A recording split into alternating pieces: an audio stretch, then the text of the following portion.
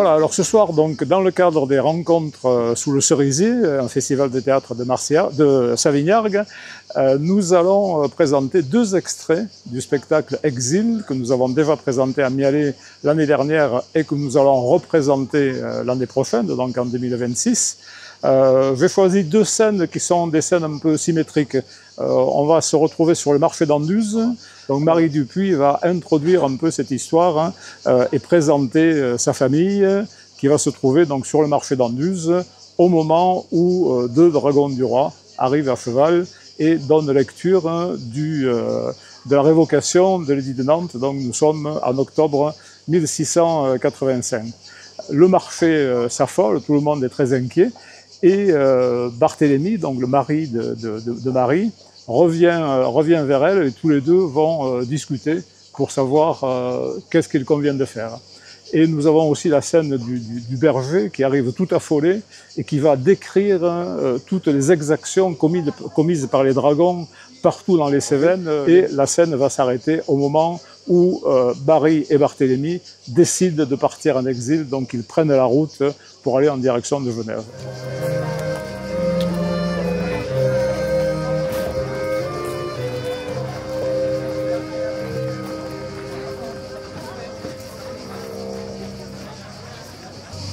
Le temps est venu pour moi de réaliser le projet qui m'a habité toute ma vie durant, mais que je n'ai jamais pu mener à bien, écrire, rapporter tous ces événements, ces malheurs dans lesquels nous avons été précipités par le seul désir de vivre notre foi.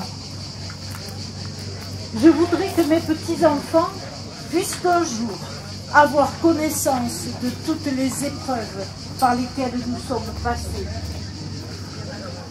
Chacun a été content de venir à la foire et de rencontrer ses amis. Mais notre bon roi Louis XIV en avait décidé autrement. Ce jour-là allait être le premier d'un véritable cauchemar. Édit du roi portant défense de faire aucun exercice public de la religion prétendue réformée dans son royaume. En conséquence, voulons et nous plaît que tous les temples ou ceux de la dite RPR situés dans notre royaume soient incessamment démolis. Donné à Fontainebleau au mois d'octobre 1685, signé Louis.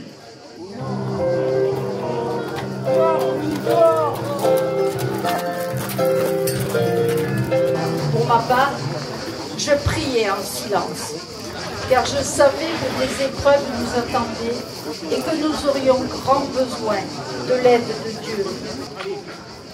Hey! Hey! Hey! Hey! Marie! Marie! Marie! Ils sont entrés dans Saint-Jean-du-Gard, les armes à la main, en criant « Tue! Tue !» ou la messe. Ils ont enflé un habitant avec un soufflet jusqu'à le faire crever. Ils ont forcé un autre à boire de l'eau sans mesure avec un entonnoir.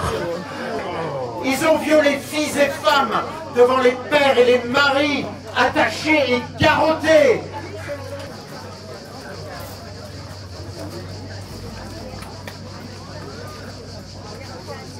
Dès demain, je vais aller voir Paul Dubois pour lui vendre toutes nos bêtes. Il m'a promis de m'en donner une belle somme.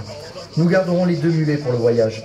Bertrand, le fils du boulanger, nous achètera les terres au bord du Gardon qu'il convoite depuis si longtemps. Après de longues discussions avec notre famille, avec nos amis, avec nos voisins, nous décidâmes de prendre la route de l'exil. Nous quittâmes nos Cévennes, sans espoir de retour. Reverrions-nous un jour nos chères Cévennes?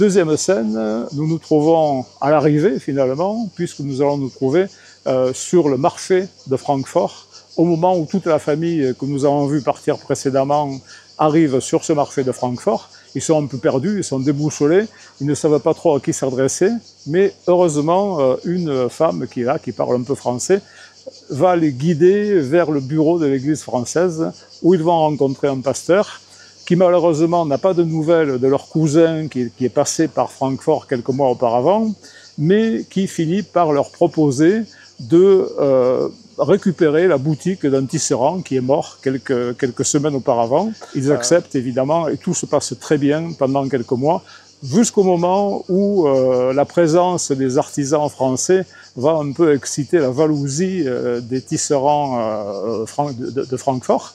Et Barthélemy va faire l'objet d'une dénonciation. On va dire qu'il a commis un vol, qu'il a volé un écheveau de soie.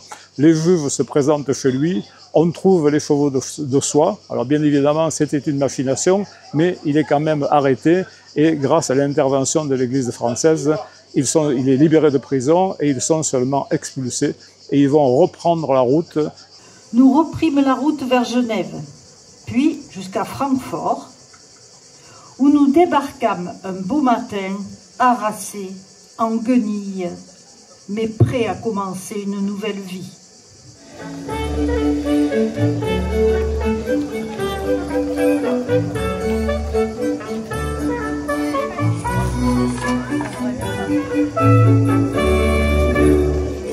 Vous êtes sans doute étranger. Vous connaissez Francfort? Bonjour, nous cherchons le cousin de ma femme, Pierre Gardy, qui est installé ici à Francfort. Il est avocat et a dû quitter Uzès dans le royaume de France car un décret royal l'empêchait d'exercer son métier. Il est veuf et il nous a proposé de le rejoindre. Oui, il arrivait à correspondre avec sa famille, resté à Uzès et averti de notre départ, il disait pouvoir nous aider ici. Cela tombait bien car là-bas, même si l'accueil était généreux, la ville était surveillée par le résident français. Nous avons senti qu'on nous encourageait à partir le plus vite possible pour Francfort. Oui, les étrangers comme vous qui fuient leur pays étaient bien accueillis jusqu'à présent. Mais depuis l'édit de Potsdam, beaucoup continuent leur voyage. Les choses ont changé. Allons au bureau d'accueil. Monsieur le pasteur, voici une famille de vos compatriotes qui cherchent des informations sur leur cousin. Il serait passé par ici il y a quelques mois. Pierre Gardy, dites-vous? Ce nom ne me dit rien. Mais s'il est passé par ici, nous allons retrouver son nom dans le registre. Ah, le voilà. C'était fin octobre 1685. Frédéric Guillaume a donc promulgué cet édit qui permet aux huguenots français de s'y installer. Quel est votre métier? Je suis faiseur de bas, mais je sais aussi tisser. Mais où est donc ce Brandebourg? À 110 lieues, vers l'est. 110 lieues? Barthélemy, ce n'est pas raisonnable. Voici des semaines que nous sommes sur les routes, dans la froidure, sous la pluie et la neige, en mangeant à peine à notre faim. Jamais les enfants ne pourront supporter un nouveau voyage. Vous savez tisser, dites-vous? Oui, et faire des bas aussi, filer, et même carder s'il le faut. C'est ainsi que plusieurs mois passèrent avec des hauts et des bas. Nous avions remarqué que les tisserands locaux n'appréciaient pas beaucoup ces Français, qui venaient, comme ils disaient, leur ôter le pain de la bouche.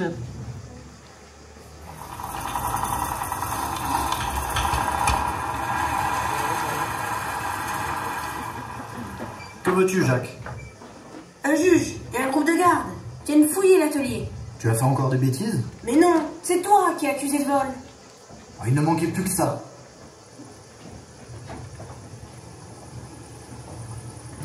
Vous êtes bien le Français, Barthélemy Dupuis?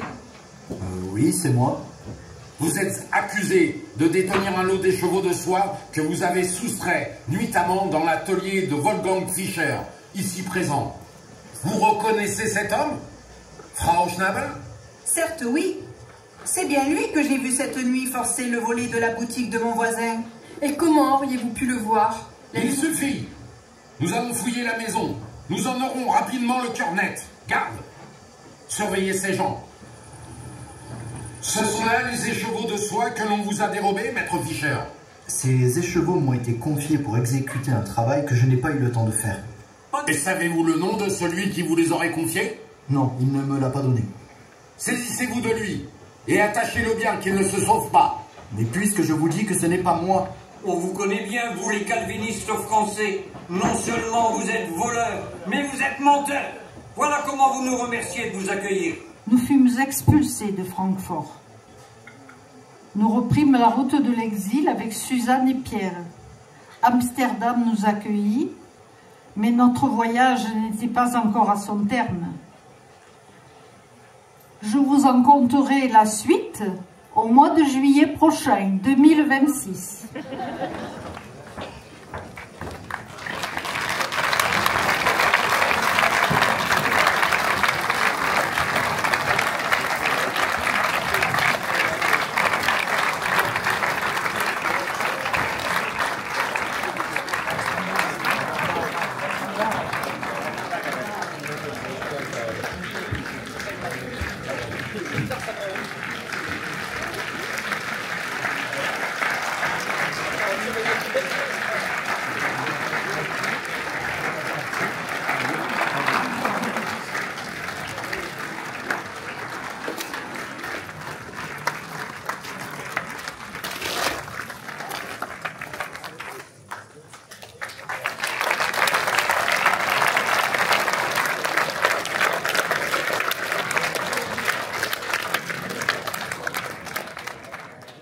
Eh bien, nous avons été invités au sein de ce festival, Rencontre sur le cerisier, et nous en profitons pour présenter deux petites scènes, deux petites scénettes de notre spectacle qui aura lieu l'été prochain au Musée du Désert. Voilà. Donc quelques personnes nouvelles, sachant que nous n'avons pas encore lancé on va dire les castings de comédiens pour l'année prochaine. Cette année où finalement nous ne jouons pas le spectacle complet, nous avons profité pour nous restructurer, pour essayer de déterminer une identité un peu forte à notre association. Et notre désir est vraiment d'arriver à installer un moment de rencontre, un moment où ce son et lumière pourra se dérouler chaque année à date fixe. Elsa, coucou. Oui. Alors, écoute, je t'ai demandé de venir avec notre vidéaste. Oui. Est-ce que tu sais pourquoi? Ah non, pas du tout. Pas du tout? Non. Ah ben ça ne m'étonne pas. Alors, je vais te demander de te lever et Edmond va montrer pourquoi. D'accord. Retourne-toi, s'il te plaît.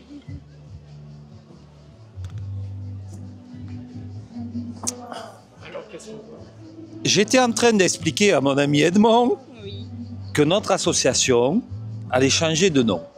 Son et Lumière en Cévennes allait devenir, dans quelques jours, dans quelques mois, dans quelques semaines, l'association Les Parpaillots. Est-ce que tu sais d'où vient ce terme, Les Parpaillots? Alors moi, ça me fait penser à des papillons. Exactement. Et au moment où je lui parlais, j'ai vu sur ton t-shirt des dizaines de papillons. Et c'est tout à fait ce qui correspond à notre association. Des tas de papillons qui se rencontrent. Voilà, c'est tout. Ça n'a pas été trop dur? Non, très beau. Merci.